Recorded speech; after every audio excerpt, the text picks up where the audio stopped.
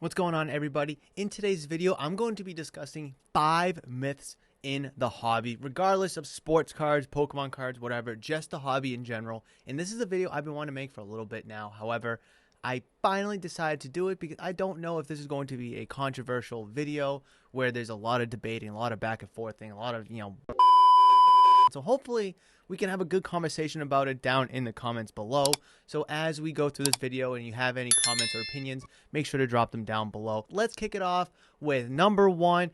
eBay comps are everything. And I made a video about this before, and I'll actually leave a card to it right here, is eBay comps are everything. And that is perceived by a lot of people. Not all, but a lot of people. And that is just not true. There's so much that goes into an eBay comp, like price, obviously, location, shipping, taxes, other potential fees, the time it's posted, the time it ended, the quality of the picture. It's just, there's so much that goes into it. And just because you see one sale for 100 or another sale for 200 and a third sale for 20, it really doesn't help justify the true image or the true market value of that card.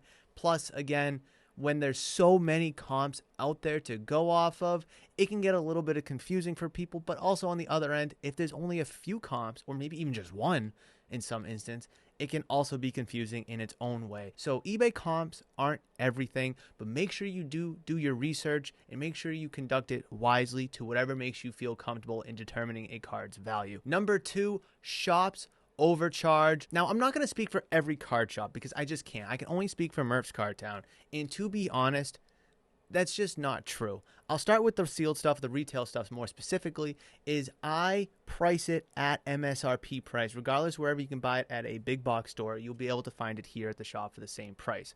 Hobby boxes, that's more of a market value. Whatever you can find it on the online retailers or even Panini's, Topps websites, that's what it's going to be here at the shop.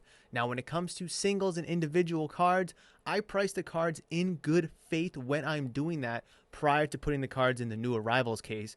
However, if a month or so passes or a week passes or the market drastically changes one way or the other, that's hard for me to control, especially with so many cards in the cases and just so many cards in general here at the shop. You can't keep up with every single card and every single market change. If I price it for $30 one day and the market changes to the last comp being $22, I can't get on it right then and there and change it to $22.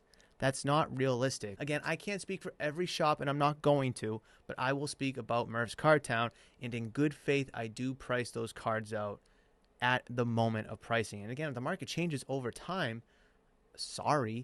If let's say again 30 and then let's say the last sale was 15, okay, let's have a conversation and let's negotiate a little bit. But let's say I have it tagged for 30 and the last comp went for 40, I'm not going to charge you $40.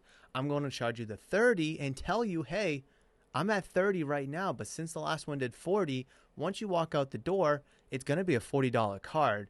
So you can either grab it right now while it's still undervalued, or you can walk away from it. Your choice. So that's number 2. Number 3, PSA adds value to everything, guys.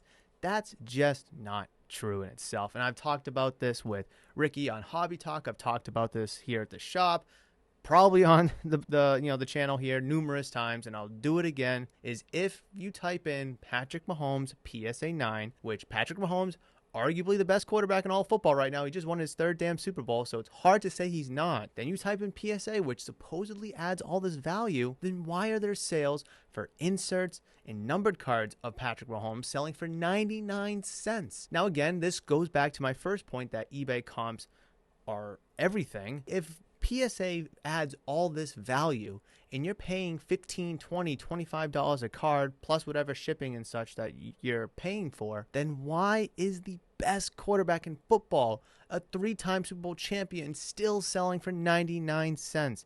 Make that make sense to me. Now, I'll never argue a PSA 10's value. I do believe that is the cream of the crop. Wait a minute! Outside of a Beckett Black Label. But when you get a PSA 9, unless it's vintage, unless it's, super short printed, unless it's a thick card, I just don't see where the hype is around a PSA 9. I just don't. Sorry. Number 4, I've ranted and raved about this one as well. Brakes are good for the hobby. No, they're not. I got a quick little story to tell you. I know a guy who comes to the shop. I haven't seen him in a while, but he comes to the shop from time to time. And I remember when 2021 Flawless came out, Mac Jones was the top quarterback in the class at the time. And he spent $500. I don't know if it was a full case break or if it just was like a briefcase. He spent $500 on the Patriots spot. You want to know how many Patriot cards he got? 0. Goose egg. Wasted $500 right out the drain. And it's just quite unfortunate. And people around here at the shop say that it's a waste of money as well. Those that do participate in the breaks. Thankfully, I've never purchased into a break and I never will. However, if you do breaks at your local shop with a couple buddies, or you split a hobby box and you go home, have some beers and pizza, that's fine. That's all fun. But when you're going on Whatnot, spending hundreds and thousands of dollars and getting nothing or nowhere near your value back, it's clearly not a good, healthy habit for this hobby. And I made a video about Backyard not breaking anymore. I'll leave a card to it right up there as well. Backyard, the self-proclaimed biggest breaker in the hobby, or biggest breaker in the world, whatever the hell they were saying. And they're even pivoting to repacks. Why?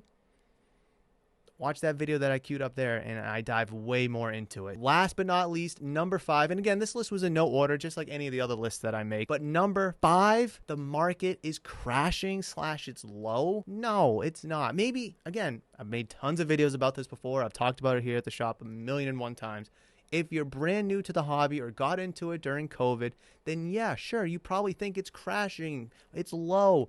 No, it's just normalizing.